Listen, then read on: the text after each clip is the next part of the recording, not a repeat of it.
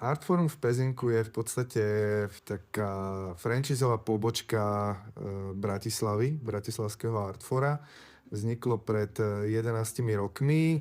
Založil som ho ja. V podstate celé je to postavené na mne, že som ako knihkupec, zároveň som aj svoj skladník, aj svoj finančník, aj účtovník, aj v podstate všetko. Čiže všetko si robím sám. A vznikol som pred 11 rokmi s tým, že som zostal na voľnej nohe a nevedel som, že čo ďalej v živote, tak dostal som nápad, že by som otvoril knihkupectvo, pretože v tom čase tu v Pezinku bolo iba jedno také malé krachujúce, také bez nejakej invencie a oslovil som Vladimíra Michala z Bratislavského Artfora, keďže som tam niekedy pracoval ako skladník, že či by mi mohol dať nejaké základné know-how alebo nejaké inputy na to, aby som mohol rozbehnúť maličké knihkupectvo. A on, že jasné, že dokonca to môžeme spraviť tak, že by v podstate by som bol ako pobočka priamo, že Artforum. S čím som samozrejme, že súhlasil. Dali sme si nejaké podmienky, no a behom 2 mesiacov, v podstate, tak nejak behom 3 mesiacov som získal tento priestor a potom ešte nejaký mesiac, kým sa to zariadilo, kým som objednal knihy a vyplnil to knižkami. A 10. októbra 2014 sme otvorili. Jasné, super. A teda vy ste... No, že v tom čase v podstate tamto jedno knihkupectvo, čo bolo v Pezinku, medzičasom aj skrachovalo, čiže chvíľku som to bol pár rokov úplne sám a potom tu otvorili ešte tiež tak malú pobočku Pantarej, tuto v nákupnom centre, v centre mesta, takže sme tu dvaja teraz. OK. A teda tým, že ste sa rozhodli otvoriť takéto knihkupectvo, tak ste texty vždy považovali za dôležité, že vždycky ste bol čitateľ? Áno. Nemôžem povedať, že som bol taký ten čitateľ, taký ten knihomol, že nič iné nerobím, len od rána do večera čítam knihy, ale vždycky som mal k tomu vzťah. A tým, že v podstate som pracoval v Artfore, čiže som k tomu pričuchol, k tej idei toho Artfora, pretože pre mňa to nebolo len bežný obchod s knihami, ale je to značka s určitou pridanou hodnotou pre mňa, hej, kvality, hej, že tam proste nepredávajú rôzne braky alebo proste ideologicky závadné knihy. Takže tým to bolo vždy sympatické, že tam bol taký odkaz novembra 89, pretože oni vznikli v tom čase. Takže tým mi prirastli k srdcu a hovoril som si, že aj keď by sa mi nepodarilo, že mať pobočku Artfora, tak by som mal knihkupectvo na ich štýl. V podstate, že vždy by som v podstate bol v takej tej línii. Takže áno, akože mal som vždycky vzťah k textom, ktoré dokázali človeka ovplyvniť, dokázali ho nasmerovať, proste v niečom otvoriť nejaké iné dimenzie zmýšľania a o tom to celé bolo. Hej. Úplne rozumiem. Okay. A vám sem chodia ľudia, že aj keď to je vlastne, že malé mesto, Pezinok, a chodia vám sem furt takí istí ľudia, alebo teda tí istí ľudia? Určite mám okruh svojich akože stálych zákazníkov, ktorí sú aj členmi Artforum klubu. Čiže využívajú nejaké výhody Artforum klubu a potom sú takí rôzni náhodní, ktorí nie sú že len z Pezinka, ale idú okolo a zbadajú knihkupectvo, tak prídu sa pozrieť, keď ich niečo zaujíme, tak si kúpia. A v poslednom čase začalo dosť mladých ľudí chodiť, čo ma veľmi teší, že to je super signál. Aj veľakrát sa stane, že si ani nič nekúpia, že sú to študenti, ale prídu proste a tu snoria, pozerajú, prezerajú si tie knižky, takže mňa to teší. No. Tak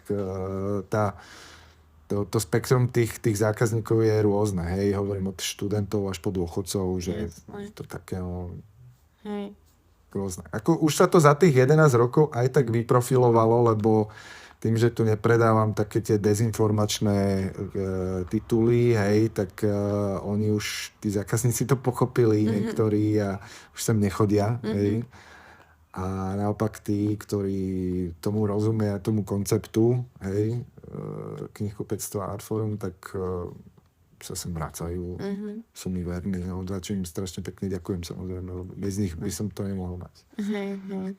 A vy máte nejaké obľúbené miesto, kam chodíte čítať? Niekde akože nie doma v posteli, ale že nejaké konkrétne? Ako externé miesto? To nemám. Mám doma, mne sa doma veľmi dobre číta a potom tu. Jasné. No. A také, Ale že nejaký, na že... zastávku. Neviem, či chodíte vlastne Nechodím, ja si používam auto. skôr. Hej, ja som ten pohodlný človek, čiže toto nemám, ale veľmi rád čítam na dovolenke, keď som to milujem. Akože jasné, však to je, lebo vtedy človek úplne vypne a nič mu nebehá hlavou iné, môže sa sústrediť na tú knihu. Takže to mi vyhovuje. No a hovorím, že doma, akože nemám nejaké externé tým, že ja som človek, ktorý má aj veľa iných aktivít, okrem tohto knihkupectva, čiže som dosť taký, že rozlietaný a akčný, čiže večer väčšinou pred spaním si otvorím ešte knihu a tam je ten čas. No a to ma baví akože doma. To je fajn. A považujete nejakú literatúru za nečitateľnú? Alebo čo robí pre vás knihu nečitateľnou? Nečitateľnou. A môžu to byť aj také úplné, že blbosti, že ja neviem, že je v češtine a nemáte rád ten jazyk. Aha. Viete čo? Akože no mňa osobne, pokiaľ ten text není funkčný, že ho necítim vnútorne ako rytmus, dynamiku a proste, že keď čítam, tak proste najradšej mám knihy, ktoré sa úplne do mňa že lejú sami. Hej, že ten text proste, že to ide. Akože, že nemusím sa trápiť s tým čítaním, že tie vety sú také kostrbaté a ten jazyk je proste neupravený, že ten spisovateľ nemá vycibrený štýl, hej, že to je cítiť proste, keď to čítate. Tak to ma vyslovene, že nebaví. Hej. Ale keď čítam proste spisovateľov, ktorí vedia s tým textom narábať, vedia úplne, že ako majú písať, tak je to super. Potom je ešte, že je typ spisovateľov, ktorí vedia s textom veľmi dobre narábať, vedia, ale obsahovo ma to nebaví. Hej. Akože, že aj také veci sú. A potom sú samozrejme knihy, že ktorých obsah by ma bavil, ale presne je to toto, že je to veľmi tak buď povrchne, alebo že štýlovo je to také, že ma to nebaví, proste, že to nefunguje ten text, necítite dovnútri. A keď už sa vám takáto knižka akože dostane do rúk, tak ju proste necháte tak, alebo máte tendenciu čítať? Nie, nestrácam čas. Ďalej. Super, akože, to je super. Akože týždenne vždycky donesem nejakých 10 noviniek a možno vo vianočnom období ešte viac. A vždycky musíte si trošku z toho prečítať, aby ste nasali z tej knihy aspoň základy, aby som to mohol predávať potom.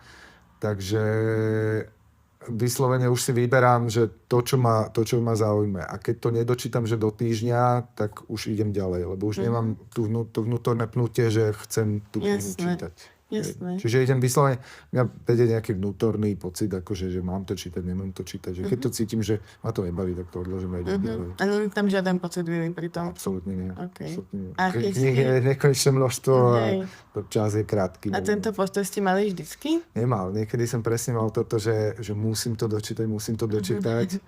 Hej, ale to som zistil, že čo, keď to nedočítam, čo sa stane? Nič sa nestane, však ideme ďalej. Hej. A je podľa vás, nie že dôležité, ale že čítate knihy dvakrát, že niečo si prečítate a potom to po istej dobe zase vytiahnete? To som robil ako dieťa, už teraz nie. Nie, teraz nie, hej. To možno také, že poéziu, alebo čo, hej, že to ešte také, že krátke texty, že, alebo nejaké eseje také krátke, že to hej, možno, že by som sa k tomu vrátil. Ale že nejaké romány alebo nejaké faktografie, také, že dlhé texty, tak to už nie. To mi stačí raz, dostanem tú informáciu proste do seba a už... To jedine, že by som potreboval vyslovene, že k niečomu, že idem sa s niekým o tom baviť alebo čo, alebo proste, že mal by som si to doštudovať alebo pozrieť, aby som bol viac v obraze, tak ešte raz, ale to sa mi strašne dlho nestalo. Chápem. Lebo to presne sme začali teraz rozoberať v rámci nášho podcastu, že vlastne možno prečítať knihu viackrát má že úplný zmysel a presne mi tak napadlo, že pri tom druhom čítaní už by som nemusela dávať taký ten pozor, aby som dávala pozor. Áno, A už by áno. som si to vedela ako keby iba užiť vlastne. Áno. Ale ja sama som to asi tiež nikdy, že nespravila. Že Hej, presne, že hej. možno pri nejakých detských knižkách, ale Jasné. teraz už nie. Jasné.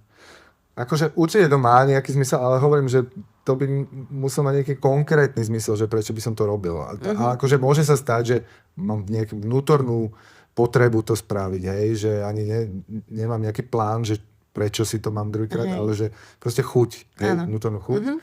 Tak vtedy, ale hovorím, že to už sa mi strašne dlho nestalo. No. Chápem.